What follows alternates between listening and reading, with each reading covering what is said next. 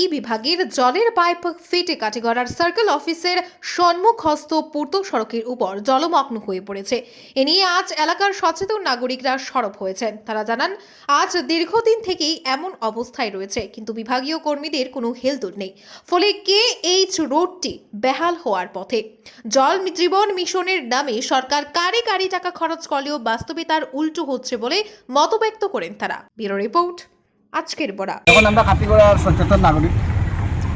আজকে দেখুন সার্কেল অফিসের সামনে in front of circle officer এখন পূর্ত সড়ক কেজ পূর্ত সড়ক যেটা হয়, এদিকে পিএইচির পাইপ ফাটিয়া অনবরতভাবে জলবারের লিঙ্কেজর এটার কোনো মানে নাই।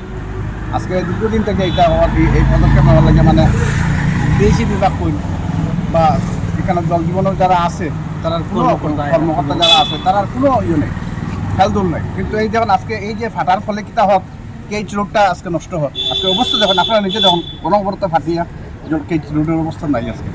এখন সার্কেল অফিসের সামনের এই ঘটনা এবং সামনের দিকে ওয়াটার সাপ্লাই একটা স্কিম আছে, ওয়াটার থেকে সম্ভবত এটা লিকেজটা হচ্ছে ফাটল হয়েছে। এটার কোনো রেনোভেশন নাই।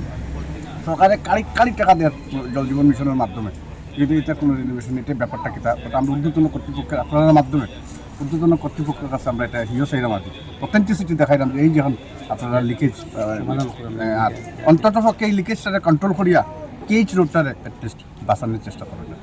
ধন্যবাদ। আপনারা দেখছেন আজকের Barak, a house of Adrija digital media.